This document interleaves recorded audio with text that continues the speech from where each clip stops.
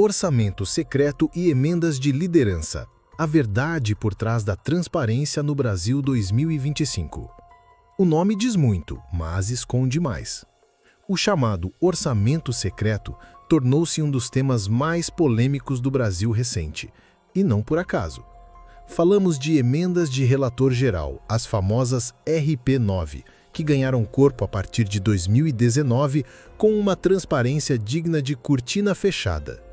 Em 2021, o Supremo sinalizou: sem publicidade mínima não dá, suspensão na mesa. Em 2022, a inconstitucionalidade foi declarada, e o recado parecia claro: acabou a farra. Mas a história política brasileira raramente acaba quando o dinheiro público vira moeda de troca. Em 2023, o jogo migrou. Emendas individuais, de bancada e de comissão ganharam vitrine. Em 2025, surgiram as indicações por líderes partidários, as emendas de líder, redesenhando o tabuleiro. Muda o nome, muda o invólucro, mas a essência do mecanismo continua disputando a narrativa. O que está em jogo não é a técnica orçamentária, é o poder de contar a história como se fosse neutra. E quando o Estado opera sob lógica de balcão, quem dita o preço não é a cidadania, é o cacife político. O capitalismo agradece. A opacidade é a melhor parceira para transformar direitos em favores. Liberais e conservadores fingem surpresa, mas a engrenagem serve ao mesmo Deus do mercado. Bilionários mantêm distância cênica, enquanto a conta da desigualdade continua chegando aos que de sempre. É uma disputa por significados: descentralização republicana ou clientelismo de luxo. Hoje vamos desmontar essa peça cena por cena, com o filtro da realidade brasileira. A teoria das emendas, o desenho que prometia democratizar. A Constituição de 1988 reconhece a participação do parlamento no orçamento, artigo 166. A emenda 86/2015 torna impositivas as emendas individuais. A emenda 100/2019 amplia as bancadas. No papel, a lógica é nobre: reduzir assimetrias regionais e dar voz a quem tem menos lobby. Em linguagem simples, um mecanismo para que o orçamento não seja monopólio do executivo. Só que entre o dever ser e o que é, abre-se o abismo por onde escoam bilhões. As emendas de relator, originalmente ajustes técnicos, ganharam musculatura política. A promessa de descentralização virou a prática da concentração nas mãos de poucos. É a velha astúcia do sistema. Desenha-se uma solução para a desigualdade e ela é capturada pela desigualdade. O capitalismo adora esse truque. Chama de eficiência o que é, na verdade, poder sem lastro social. Liberais vendem a fábula da mão invisível. Nós encontramos o braço bem visível dos acordos de bastidor. Conservadores posam de guardiões da moral, mas calam quando a moeda é voto e obra inaugurada em ano eleitoral. Enquanto bilionários debatem filantropia, comunidades sem saneamento seguem colecionando promessas. A teoria vira embalagem, o conteúdo, uma barganha que envelhece bem no sigilo. O orçamento cidadão vira o orçamento do compadrio, sem lota fiscal da prioridade pública.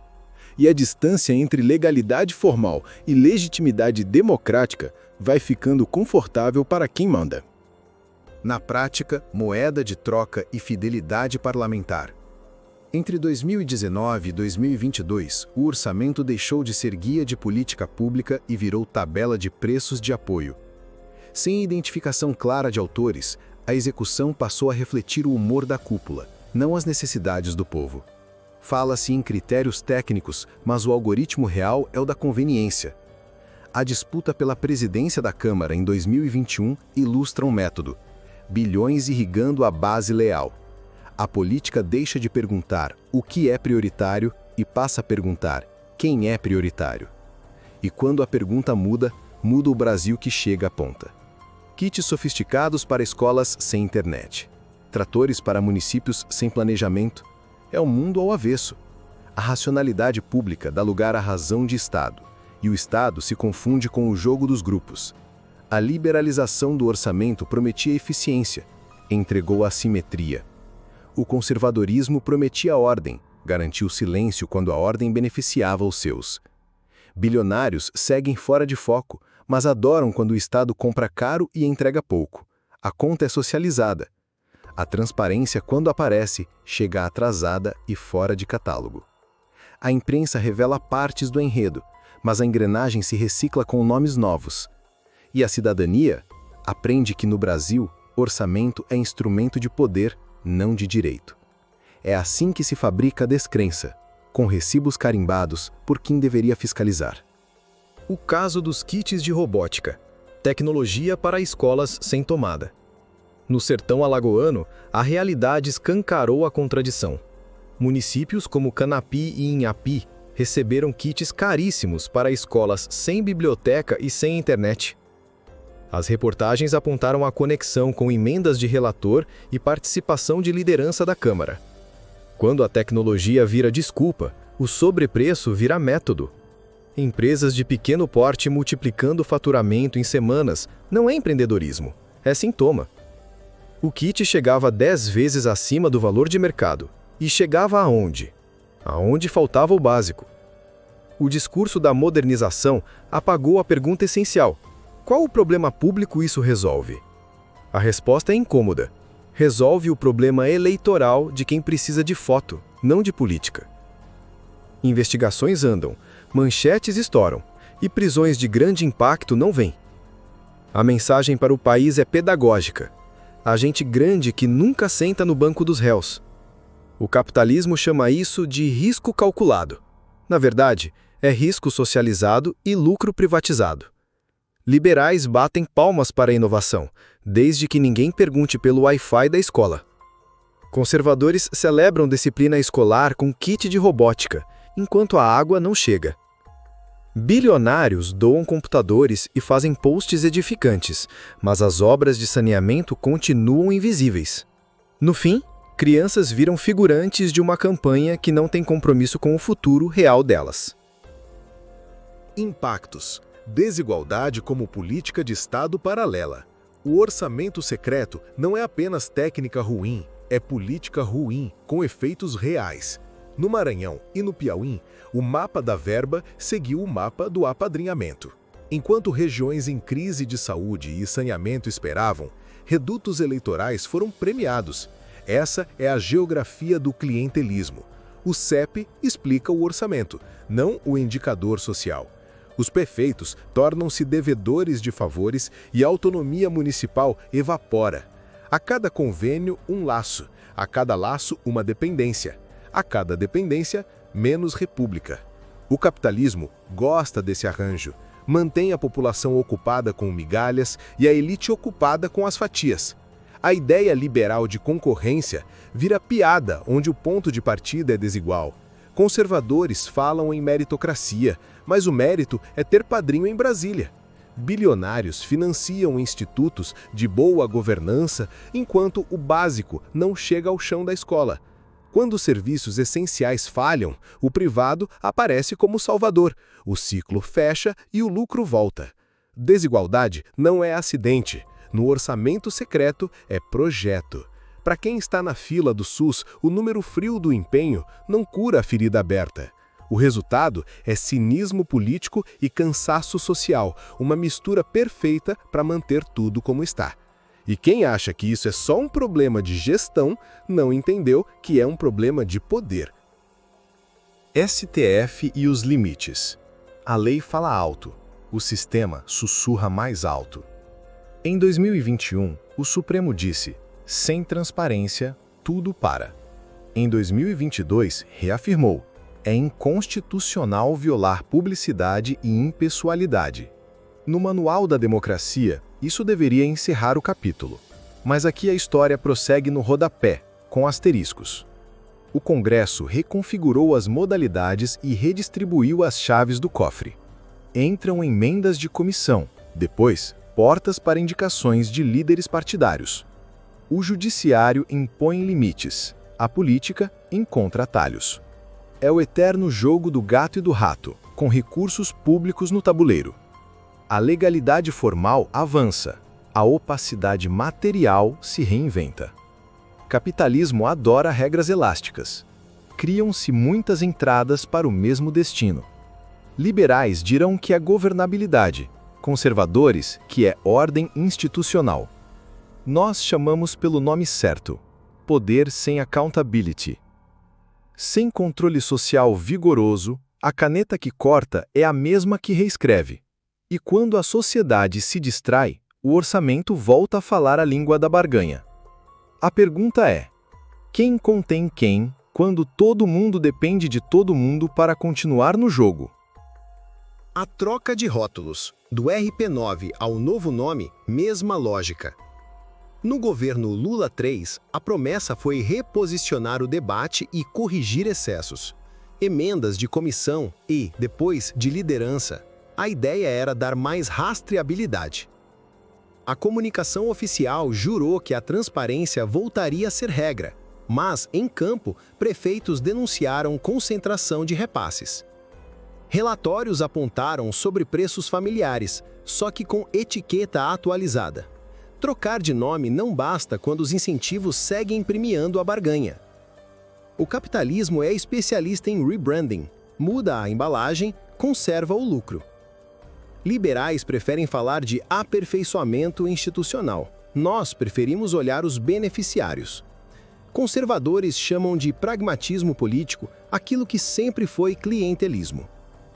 Bilionários promovem debates sobre eficiência, enquanto a planilha pública contrata com ágil. Sem critério social vinculante, a caneta segue míope para a periferia e míope seletiva para os aliados. Transparência não é PDF. É autoria, prioridade e justificativa publicadas antes do dinheiro sair. Sem trilhas de auditoria em tempo real, a sociedade corre atrás do que já foi. Quando a notícia chega, a verba já tem dono e a obra já tem placa. Mudar o nome sem mudar o jogo é pedir que a plateia aplauda o mesmo ato. O fio sistêmico. Capitalismo, elites e o orçamento como dispositivo. É tentador tratar o orçamento secreto como aberração passageira. Não é. Ele é produto maduro de um sistema que mercantiliza direitos e privatiza decisões públicas. No capitalismo periférico brasileiro, orçamento é ferramenta de poder territorial. Quando o Estado vira balcão, as periferias compram cidadania no crediário. Liberais insistem na fantasia da eficiência neutra. A neutralidade nunca visitou a quebrada. Conservadores rezam ordem e progresso. A ordem é hierárquica e o progresso é seletivo. Bilionários aparecem como curadores de políticas públicas, como se a democracia fosse ONG. O novo normal é orçamento como negócio, não como política de justiça. É por isso que a troca de rótulos não resolve. Os incentivos seguem mandando. E incentivo aqui significa voto amarrado e território disciplinado por obras carimbadas. A tecnocracia embrulha, mas é a política real que entrega. Sem mobilização social, a mão pesada do orçamento continua leve para quem tem sobrenome forte. A pergunta incômoda é: por que a maioria aceita? Porque o custo de dizer não é pago no cotidiano sem serviço, sem obra, sem atenção. E porque a economia política do país foi treinada para premiar quem captura o Estado. Saídas reais, do anúncio à governança com dente. Se é para mudar, precisa doer onde o sistema se alimenta. Publicidade integral e tempestiva, autoria material, critérios, justificativas, tudo antes do empenho. Vincular recursos a indicadores de necessidade e de impacto social mensurável. Priorizar saúde, educação e saneamento com métricas objetivas e auditáveis. Limitar o poder discricionário concentrado em lideranças e comissões. Distribuir com equidade entre parlamentares e territórios, com travas contra concentração. Auditoria contínua por TCU e CGU com dados abertos em tempo real, não relatórios tardios. Plataformas públicas de monitoramento cidadão, com alertas automáticos de risco de sobrepreço. Sanções efetivas. Quem direciona mal, responde. Quem superfatura, devolve e fica inelegível. Ciclos de avaliação independentes e revisões no meio da execução. Transparência ativa, que traduza técnicas para linguagem popular. Educação orçamentária nas escolas para formar geração que não aceite o balcão. Participação social vinculante em áreas sensíveis, priorizando periferias. E, sobretudo, mobilização. Sem pressão, o sistema não vira chave. Política pública não se faz com hashtag, se faz com regra e gente organizada. Conclusão. Nome novo, velha história. Agora é com você. Chegamos ao fim desta investigação crítica, mas a história continua a céu aberto.